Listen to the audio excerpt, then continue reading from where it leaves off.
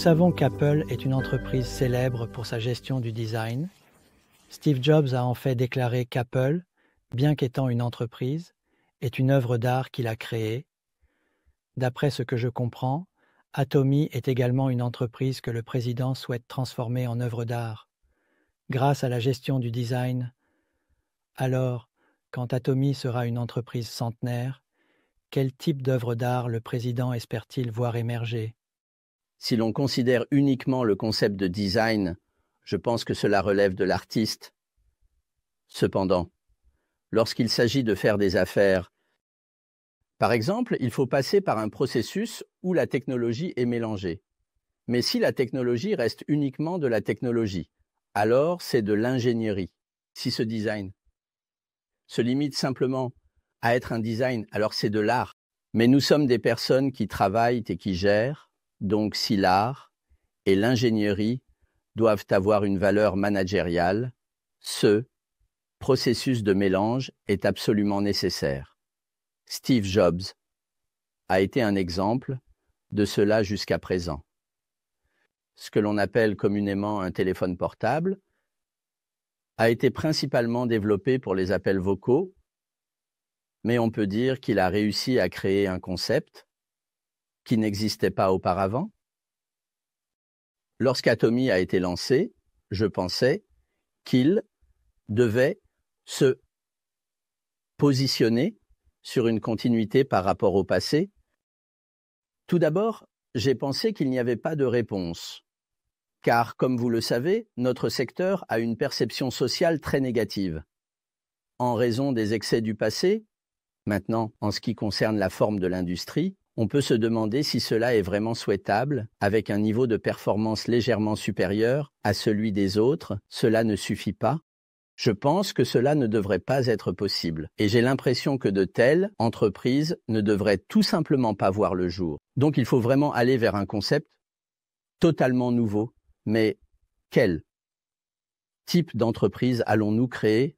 C'est pourquoi, à partir de ce moment-là, l'histoire du marketing de réseau est désormais écrite par Atomy avec un slogan accrocheur.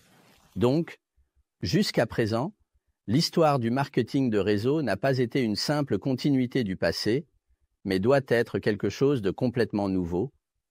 C'est dans cette idée qu'Atomy a déclaré qu'elle allait réécrire l'histoire du marketing de réseau. J'avais vraiment besoin de courage, car il y avait une certaine appréhension quant à la possibilité de réaliser ce que je pensais. Mais pourquoi? Pensez-vous qu'il est nécessaire de réécrire l'histoire? Pourquoi les entreprises de marketing de réseau existantes ont-elles une mauvaise perception sociale? Et pourquoi cela a-t-il conduit à de tels résultats? Il y a donc des causes à cette mauvaise perception sociale. Elles ont causé beaucoup de dommages à la société. En réalité, cela a conduit à une perception négative. Alors, qu'est-ce qui ne va pas?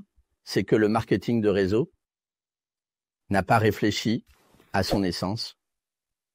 Donc, le marketing de réseau est aussi une forme de marketing et de distribution. Il est donc nécessaire de réfléchir à ce qu'est fondamentalement la distribution. La distribution consiste à connecter le producteur et le consommateur par le chemin le plus court. Il existe des canaux de distribution tels que le marketing de réseau, mais aussi des magasins de déstockage, la télévision, le téléachat, les boutiques en ligne, les magasins de rue et les grands magasins, ainsi que de nombreux autres canaux de distribution. Il faut alors se demander si l'on peut avoir un avantage concurrentiel par rapport à ces autres canaux, mais cela n'est pas pris en compte. Ils se regroupent et créent leur propre ligue. Cela contenait des éléments d'investissement plutôt que de pur marketing. L'investissement ou la spéculation. Bien sûr, il y a eu des crimes extrêmes dans ce secteur. Il y avait des cas de détention et de lavage de cerveau pour vendre des descendants. C'était comme ça autrefois. Ce sont des affaires criminelles. Mais maintenant, ce sont des gens normaux qui prennent des décisions par eux-mêmes, dans un espace libre, et achètent des produits. Alors, pourquoi y a-t-il autant de victimes?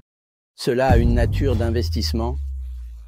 Par exemple, lorsque j'achète un certain produit, j'achète une qualification, une qualification qui me permet de recevoir un peu plus de commission. J'ai acheté cette qualification, mais ce que j'attendais d'elle peut se réaliser ou non. Cela a donc une nature d'investissement.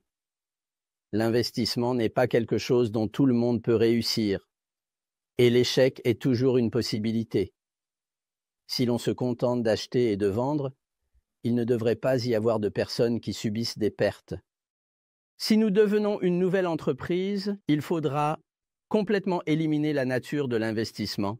À ce stade, il faut vraiment se concentrer uniquement sur l'achat de biens, c'est-à-dire se demander si l'échange de monnaie et de biens est mutuellement bénéfique. Il s'agit de rester fidèle aux éléments les plus fondamentaux. Par exemple, à quel prix le même produit est-il vendu par différents canaux de distribution, en supposant que la qualité soit identique. Nous devons réfléchir à la possibilité de vendre à un prix plus bas. Si nous ne pouvons pas vendre à un prix plus bas, cela signifie qu'il n'y a pas de valeur à exister socialement.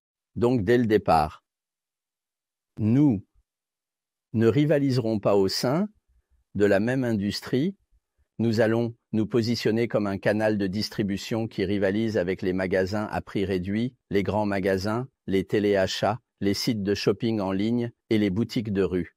Cela a maintenant été clairement défini.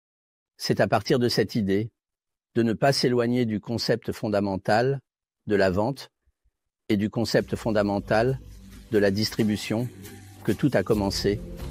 Alors, en réfléchissant à quel type de distribution il devrait y avoir, je me souviens que la forme d'atomie est apparue.